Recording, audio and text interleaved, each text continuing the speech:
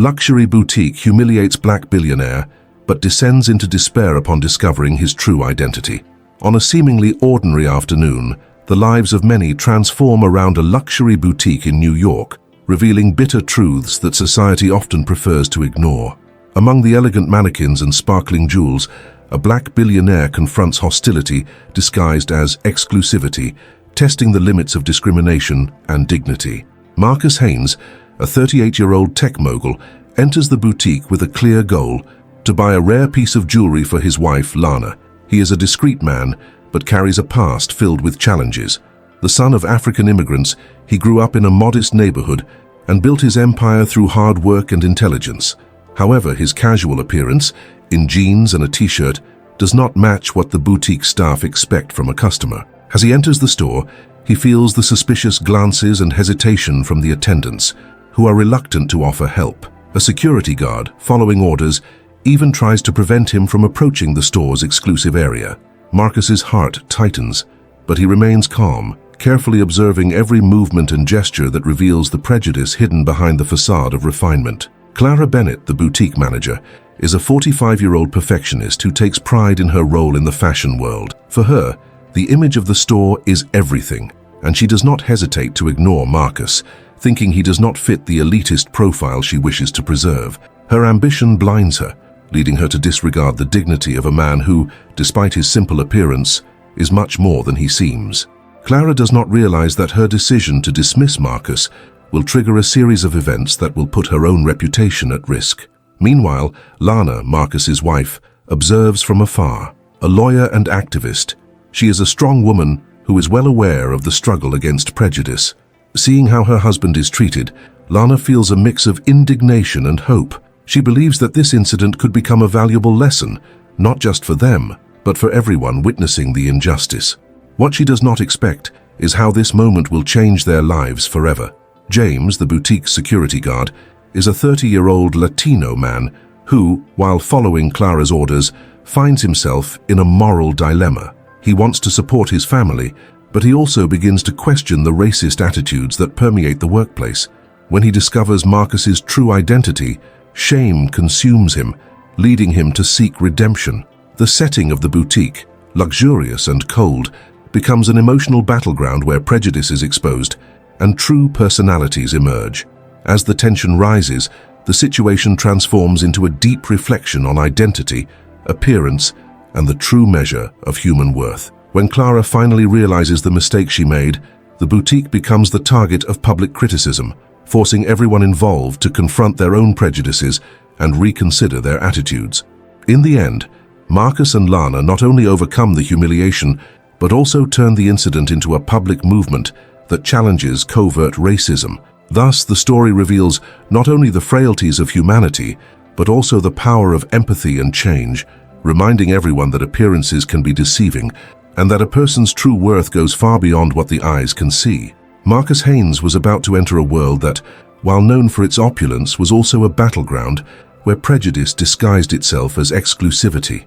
As he crossed the boutique's threshold, he already felt the tension in the air. The sparkle of the jewelry could not overshadow the attendants' suspicious gazes. He tried to ignore the implicit hostility and focus on his mission to find a special piece for Lana. Meanwhile, Clara Bennett, with her critical gaze, watched Marcus from a distance.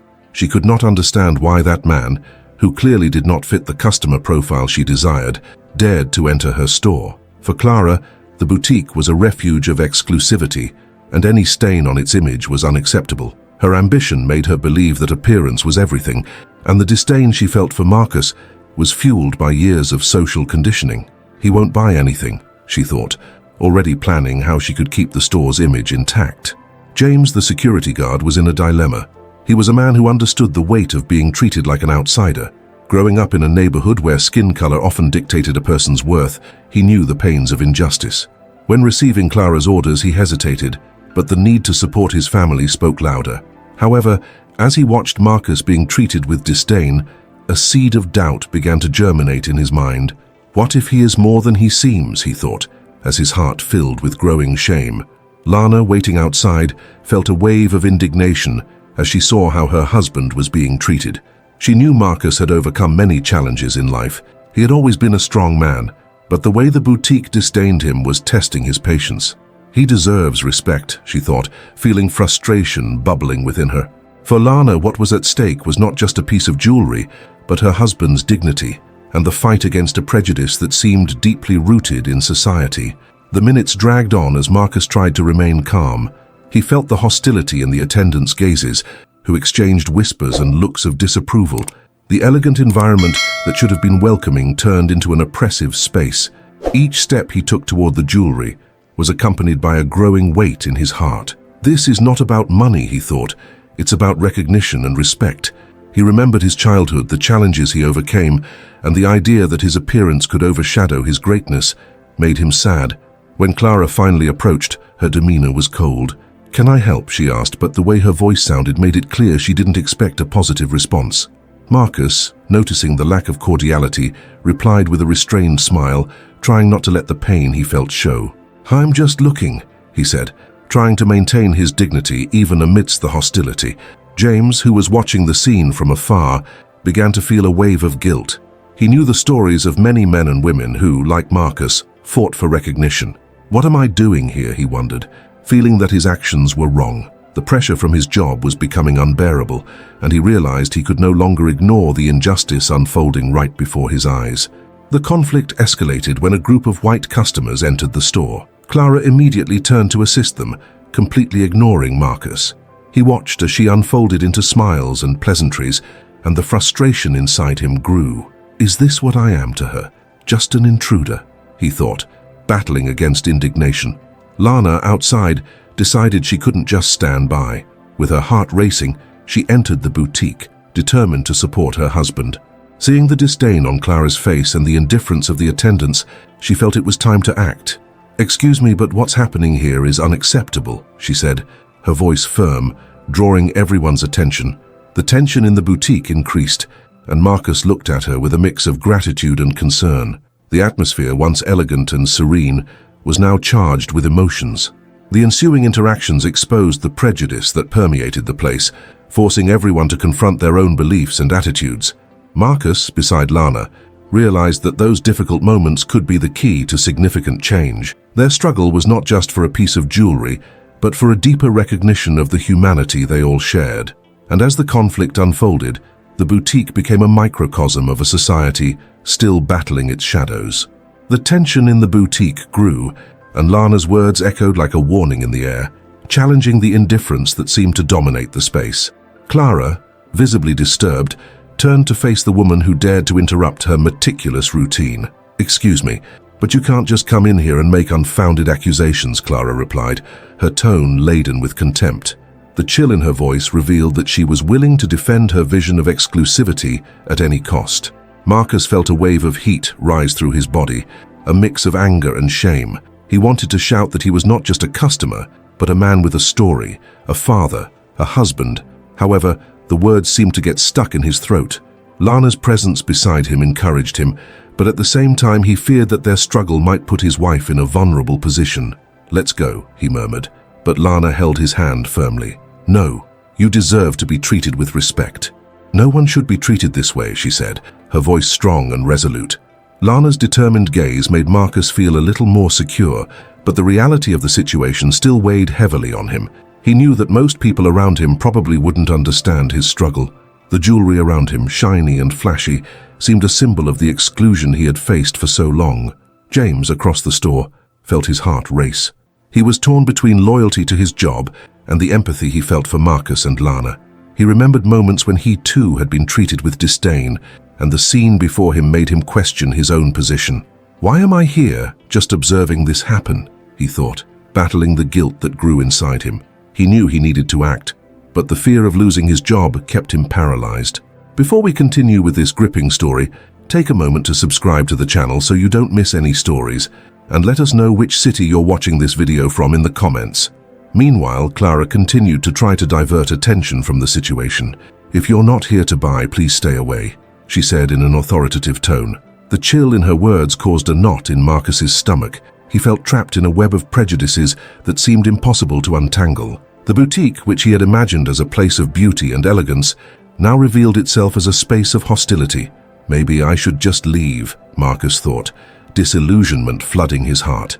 But looking at Lana, he saw the determination in her eyes and realized that his struggle was not just for him, but for all who had been marginalized. I can't give up now, he thought, feeling a new wave of courage building inside him. Clara, realizing the situation was becoming uncomfortable, tried to change the subject, but Lana's words still echoed in her mind. The group of customers who had just entered the store looked at the scene, and some began to whisper among themselves, clearly unsettled by the tension. Clara's critical gaze fell upon them, and she struggled to maintain the boutique's image. Just one more situation to control, she thought, but the pressure was becoming unbearable. Meanwhile, James finally made a decision. He walked over to where Lana and Marcus were, his heart pounding. "Sorry, but this isn't right," he said, his voice low but firm. "Everyone deserves to be treated with respect, regardless of who they are." The statement hung in the air and eyes turned toward him. The courage he didn't know he had emerged, and he felt a weight being lifted from his shoulders. Clara was taken aback, unsure of how to react. What should have been a normal sales day had now turned into an emotional battlefield. "You can't just intervene like that," she said, trying to regain control of the situation. But James's determination did not waver. He was tired of seeing people treated as if they were unworthy. The atmosphere in the boutique changed. The gazes of other customers began to shift away from Clara and toward Marcus and Lana, who stood together, strengthened by each other's courage. Their struggle began to inspire others, and the indignation that had once been hidden beneath the surface began to surface. "It's time to confront what is wrong," Marcus thought, feeling that perhaps his moment of personal triumph had arrived. As the tension mounted, Clara found herself surrounded by a situation she could not control. What should have been a simple sales day was turning into a moment of reflection and questioning. The emotional impact of the scene spread, provoking a change not only in the people present in the boutique, but also within herself. She began to question whether it was really worth maintaining an image of exclusivity at the expense of human respect. Lana, sensing that the battle was just beginning, looked at Marcus and for the first time saw hope in his eyes. What could have been a small act of resistance transformed into a call to action, not just for them, but for everyone who felt marginalized.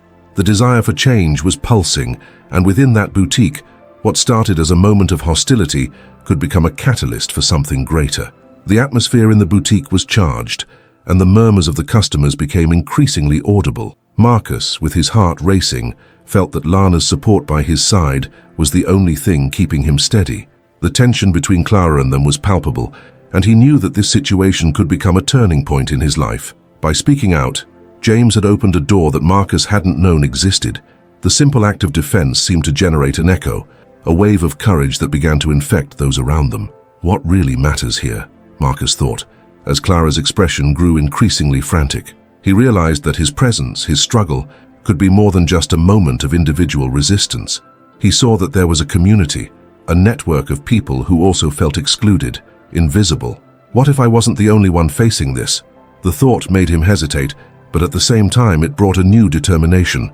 The boutique, which had once seemed a space of glamour and status, was now revealing itself as a stage for a much deeper battle. Marcus looked around and noticed other customers, some with expressions of support, others of doubt. He remembered moments when he had felt small, when life seemed like a game of exclusion. "It's not just me," he thought, and the phrase reverberated within him. Clara was trying to regain her composure, but her coolness was starting to crack. The social pressure was building, and she felt the customers' gazes on her, judging her. Meanwhile, James's courage seemed to have opened a new front in the battle. Something needs to be done, he thought, and in an unexpected impulse, he decided to stand by Marcus and Lana. If the boutique is a place of beauty and elegance, then it should also be a place of respect and inclusion, James said, his voice echoing in the silent store. The words sounded like an invitation for everyone present to join the fight for dignity. A murmur of agreement began to arise among the customers. Some approached showing solidarity, while others shook their heads in disapproval, but change was underway. Marcus, touched by the presence of support, felt a wave of emotion. It was not just a personal struggle, it was a collective fight. He turned to Lana and saw her eyes shining with new hope. Maybe this could change everything, he thought, a new energy coursing through his spine. But at the same time, doubt began to creep in. What if it all ends badly? What if this costs too much? Clara, realizing she was losing control, tried to shout for order, but her voice was lost amid the rising clamor of the crowd. Expressions of support began to emerge as people joined Marcus and Lana. Some even approached James, recognizing his courage. What had once been a space of exclusion was becoming a space of welcome, but the emotional impact was intensifying. Marcus felt torn. The possibility of a new beginning lay before him, but the fear of the unknown also surrounded him. What if I fail again? What if all of this is in vain? These questions tormented him, but he knew he could not step back. He looked at the faces around him. There was hope, there was struggle. I'm not just a man looking for a piece of clothing, he thought, feeling the weight of his story. I am a father, a husband, someone who has the right to be seen. The revelation hit him like a bolt of lightning. He realized that his struggle was not just about acceptance, but about redefining what it meant to be respected and valued. The exclusivity of the boutique should not be a barrier, but an invitation for everyone to participate. As the atmosphere grew increasingly charged with emotion, Lana, with her eyes shining, looked at Marcus. "Are you ready for this?" she asked, her voice soft yet firm. He nodded, feeling that the courage awakened within him could not be wasted. "I'm ready," he replied, his words full of determination. Clara, realizing that the situation was beyond her control, felt the pressure crumble around her. The walls of the boutique, which had once seemed impenetrable, were now falling apart. She realized she could no longer uphold the image of exclusivity that had defined her. What was success to her began to fade away, giving way to a new vision. Perhaps true success is the ability to embrace, not to exclude, she reflected. The emotional turmoil in the boutique was transforming into a new reality. What had begun as an individual struggle was expanding into a movement of solidarity. Each person present there was starting to realize that their voices united could create change. Marcus felt that his life was at a turning point. What he had considered failures and fears were now transforming into new possibilities. The struggle was just beginning, but for the first time he felt free to be who he really was. The boutique, once a symbol of exclusion, was now becoming a space of connection and inclusion. And looking at Lana, Marcus realized that true beauty lies in the courage to come together and fight for what is right. The atmosphere in the boutique changed dramatically after that decisive moment. The voices that had once murmured in discontent now became stronger, more united. Marcus, feeling the energy around him, realized that the courage that had awakened within him was spreading like fire on dry straw. He looked at the faces around him and saw not only support, but also the determination of many who, like him, were seeking a space where they could be accepted. But as this new reality was forming, Marcus also felt the weight of new obstacles arising. The boutique, which had once been just a shopping place, was now becoming an emotional battlefield. He knew that the fight for inclusion and respect would not happen without resistance. Clara, still in shock, could become a relentless adversary. He couldn't forget the coldness in her gaze, the way she tried to regain control of the situation. After that transformative moment, Marcus decided he needed to talk to the other customers. He approached a group gathered near the door, some with supportive expressions, others still hesitant. "We're here to create a space where everyone can feel welcome," he said, his voice firm but laden with emotion. There was a fear in his mind, a worry about what they might think, but he forced himself to continue. "If we fight together, we can change this." Among those listening, a middle-aged woman in a floral dress and a supportive look approached. "You're right, young man. We should not accept exclusion. Everyone deserves to be respected." Her words fueled Marcus's determination. He realized there were many willing to join the fight. Meanwhile, Clara's heart was becoming a battleground within. She had always seen herself as the guardian of that boutique, someone who maintained standards of exclusivity. Now, the idea that she might lose that control terrified her.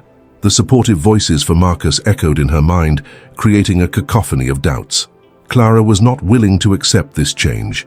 "If this continues, everything I've built could crumble," she thought, feeling increasingly isolated. Back with the group, Marcus realized that Clara's resistance would not be easy to overcome. He decided he needed to be strategic. He talked to James and Lana, and together they began to plan how they could transform the boutique into an inclusive space where everyone would be welcome. "We need an event," Lana suggested. "Something that shows we're together, and that people feel they can express themselves freely here." The idea of an event brought a new wave of hope, but as they began discussing details, Marcus couldn't shake the anxiety consuming him. What if people didn't show up? What if Clara managed to dismantle their efforts? There was a growing fear that their hopes would be crushed. He sat in a corner of the boutique, trying to organize his thoughts, when he came across a mirror. His reflected image looked so fragile, so small. Is this how I see myself? A man with fear? He questioned. But soon, a new thought emerged. I can't let fear define me. Meanwhile, Clara, in her desperate attempt to regain control, began interacting with the customers who were still hesitant. She tried to convince them that exclusivity was what made the boutique special, but her words lacked the same strength. People were rallying around Marcus, and that made her feel increasingly threatened. Why am I losing this? She thought. And amid all this, Clara began to realize that perhaps it was time to rethink her vision of what it meant to be successful. The following days were intense. Marcus and his friends dedicated themselves to planning the event. They spent hours discussing ideas, creating posters and promoting on social media. The response was surprising. More and more people began to show interest. Marcus felt a wave of hope, but at the same time anxiety wouldn't leave him in peace. What if this doesn't work? What if Clara decides to do something to stop it? On the day of the event, the boutique was full. Some old customers were reluctant, but many new faces were there, eager to celebrate inclusion. Marcus took a deep breath, feeling the adrenaline rush through his veins. He turned to James and Lana, who were by his side. We're ready for this, he said, trying to believe his own words. We're not just creating an event, we're changing the narrative. As the music began to play and people gathered, Clara watched from afar, her heart divided. She felt the pressure of change, and although she was struggling against it, she could not ignore the strength of the community that was forming. Maybe she would have to rethink what it really meant to be successful, she thought, as she saw Marcus at the center of the boutique, surrounded by smiles and support. In that moment, both Marcus and Clara were at a turning point. For him, it was an opportunity to break free from the fears of the past. For her, it was a moment of reflection on the true essence of what she had built. They were both about to discover that the struggle for inclusion was not just an external battle, but an internal journey that required courage and transformation from both sides. Marcus looked around the boutique, filled with people, a sea of smiling and excited faces, and felt a mix of euphoria and nervousness. He had never imagined that his desire for an inclusive space could evoke such a powerful response. Yet, behind the excitement, he faced an internal challenge that consumed him. The fear of failure still haunted him, and the thought that Clara might disrupt everything they had built left him uneasy. As the music played and conversations intensified, Marcus had to remind himself that he was there for something greater than just an event. He was there to claim a place where everyone could feel accepted. The courage he had found within himself was now being tested. He remembered the words he had said before, "If we fight together, we can change this." And that was exactly what he needed to do now. With a smile, he approached a small group gathered around a decorated table. He sensed that the energy was shifting. People were connecting, sharing stories, and more importantly, feeling at ease. It was not just about clothes, it was about belonging. These interactions were what he truly desired.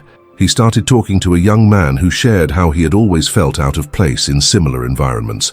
The emotional connection made Marcus feel stronger. He realized that the challenges he faced were not just his own, but those of many. Meanwhile, Clara, watching from a distance, struggled with her own insecurities.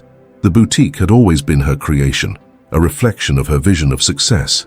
Now she saw that vision being challenged.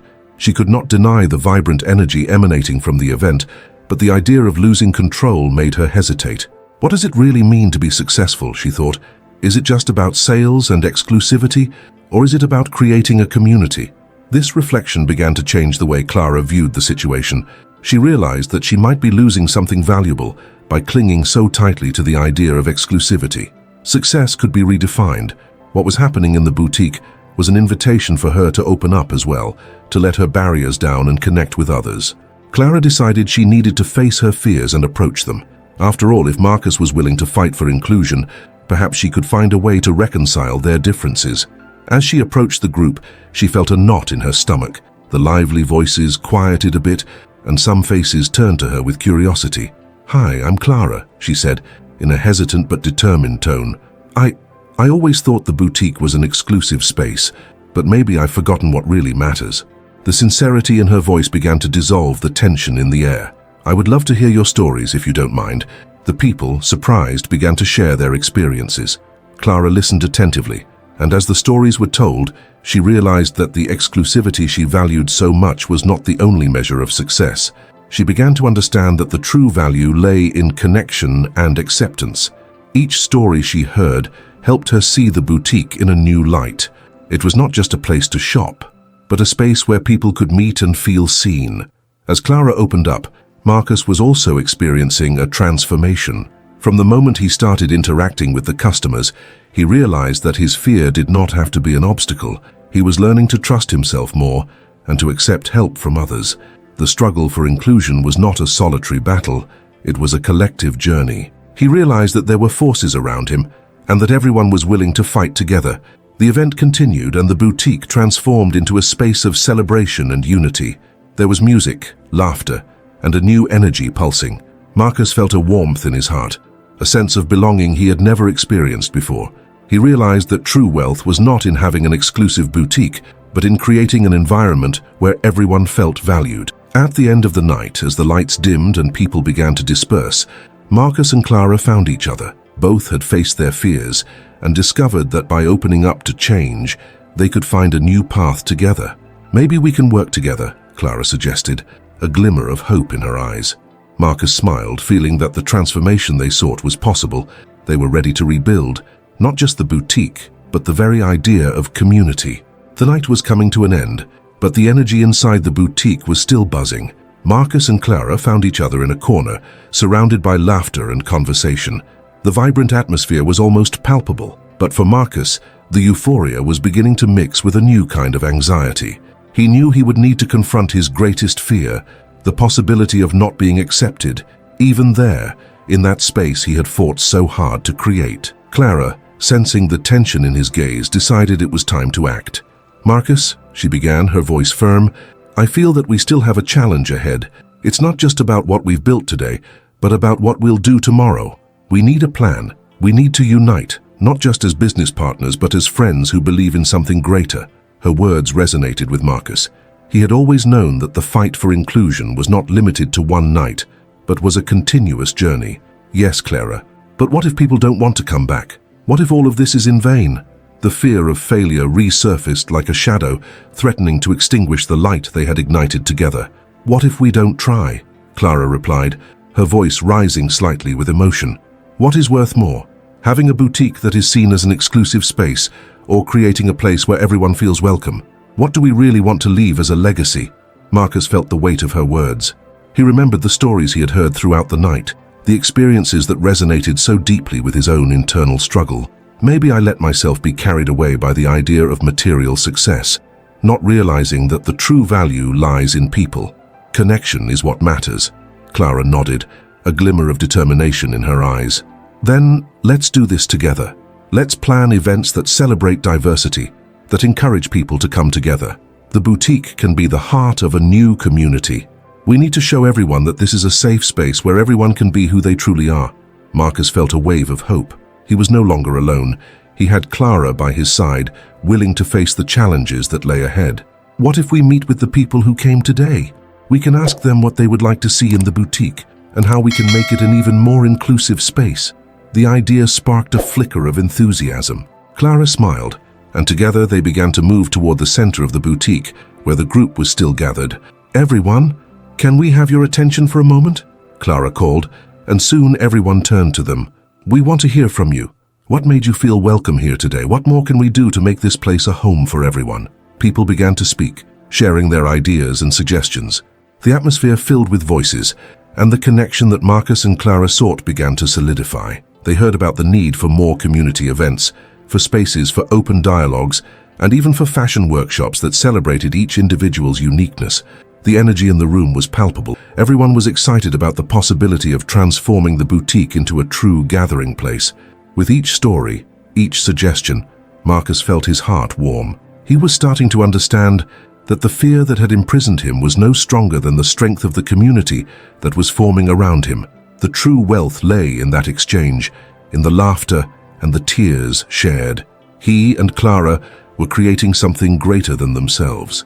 By the end of the night, as the lights dimmed and the last people said their goodbyes, Marcus and Clara were radiant. There was a new sense of purpose in their hearts. They looked at each other, understanding that what they had built was just the beginning. "We're ready for this, aren't we?" Marcus asked, a wide smile on his face. "Yes," Clara replied, her eyes shining. "We're ready to redefine what success means. For us, for everyone." And so, under the stars that illuminated the city, Marcus and Clara joined together not only as business partners, but as friends, ready to face the future together. They had overcome their fears, found strength in vulnerability, and more importantly, were ready to transform the boutique into a home for all. The journey was just beginning, and the possibilities were endless. The following week was a whirlwind of emotions and activities for Marcus and Clara. The energy that had started in the boutique spread like a fire that could not be contained. They began organizing meetings with the community, listening attentively to the ideas that had emerged the night before. It was a moment of renewal and hope, and everyone was ready to join them on this journey. Marcus realized that with each meeting, his anxiety diminished. He felt more confident, more connected with the people around him. Conversations flowed naturally, and he noticed smiles spreading among the participants. There was a sense of belonging that he had not been able to perceive before. He began to understand that the boutique was not just a business. It was a space where stories intertwined, where every voice mattered. During one of the meetings, a young man named Lucas stood up. He had a soft yet firm voice. "I've always felt out of place in other places. Here, I feel like I can be myself. Thank you for creating a space like this," he said, and a murmur of agreement swept through the room. Marcus looked at Clara, and they both felt a wave of emotion. This was what they wanted, a place where people could feel at ease. However, not everything was smooth sailing. There was a group of people who opposed the idea of the boutique being an inclusive space. They believed that the boutique should maintain a certain image, a standard that, according to them, was essential for success. When this reached Marcus and Clara's ears, fear returned to haunt Marcus. Could what they had built crumble? "We need to face this, Clara," Marcus said, concern evident in his tone. "We can't let fear paralyze us again. What we're doing is important. The voices we've heard are more powerful than the opposition." Clara nodded, determined. "Let's hold an open event, a dialogue where everyone can express their opinions. We need to show that inclusion is not a threat, but an opportunity for growth for everyone." And so, they planned the event. When the day arrived, the boutique was full. There were people from all corners of the city eager to discuss and debate. Marcus was nervous, but the energy in the room encouraged him. He took a deep breath and began to speak. "Today, we are here to listen and learn from each other. We are not here to divide, but to unite. We believe that each of you has an important role in building this space. We want everyone to feel welcome. We need to understand everyone's concerns and together find a way forward." Voices began to emerge, some critical, others supportive. But contrary to what Marcus feared, the discussions were respectful and productive. Every opinion was heard, and with each dialogue, the boutique became stronger. He saw how people could come together around a common goal, even if they had different opinions. By the end of the event, tensions had eased. There was a feeling of camaraderie in the air. Marcus and Clara felt relieved and hopeful.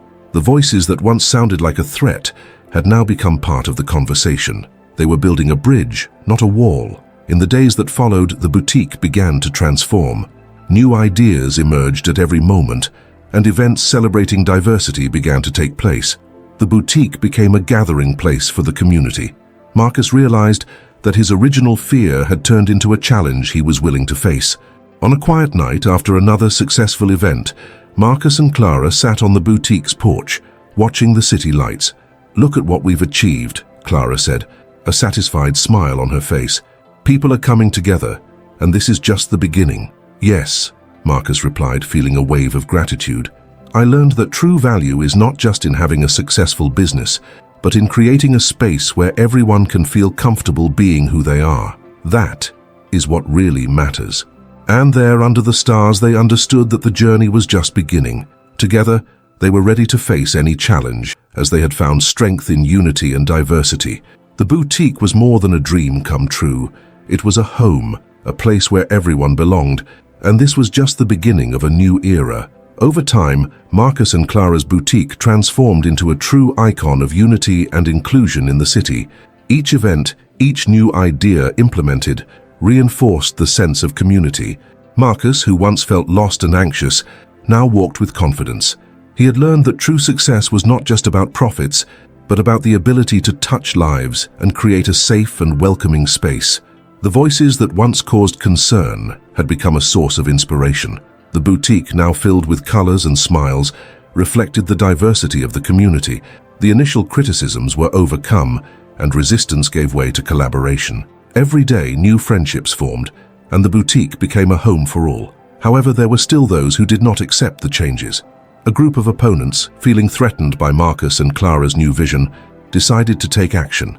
They tried to undermine the boutique, spreading rumors and creating divisions among the patrons. Marcus realized it was time to use the lessons he had learned. He would not let himself be discouraged. Instead of hiding or feeling defeated, he organized a new event. This time it would not just be a space for dialogue, but a celebration of the community's achievements and unity. He invited everyone, including the opponents, so they could see for themselves the positive impact the boutique had made. On the day of the event, the boutique was more vibrant than ever. The smell of homemade food filled the air, and the music had everyone dancing. Marcus took the stage and, looking at the crowd, felt a wave of determination. He spoke about the importance of inclusion, respect, and love. "Here, everyone has a place," he said, and the audience responded with applause and cheers of support. When the opposing group arrived, Marcus welcomed them with open arms. He invited them to join the celebration, and to everyone's surprise, they ended up participating in the activities. This was an unexpected turnaround. What was supposed to be a moment of confrontation turned into an opportunity for understanding. At the end of the night, one of the opponents, an older man named Roberto, took the stage. With an emotional look, he apologized for his resistance. "I didn't realize how important this space is for so many of you. I learned that true strength lies in diversity," he said, and the audience erupted into applause. Marcus felt his heart warm. He had managed to turn a moment of potential revenge into an opportunity for reconciliation. The boutique not only survived, but thrived, and those who had once opposed it became allies. Reflecting on his journey, Marcus realized that what seemed to be an act of revenge, facing opposition, had become an act of love and acceptance. He learned that difficulties can be overcome with empathy and dialogue. True success was in building a space where everyone felt valued and respected. The boutique became a symbol of hope and transformation, and Marcus, now stronger and more confident, knew that friendship and collaboration were the keys to a better future. So, he invited everyone to reflect on their own journeys. How can you contribute to building a safe and inclusive space in your community? Share your experiences in the comments, and let's spread the message of love and acceptance together. Each of your interactions helps us create more content that inspires and unites people. Together we can make a difference. Don't wait any longer. Turn on your notifications and join us on this journey.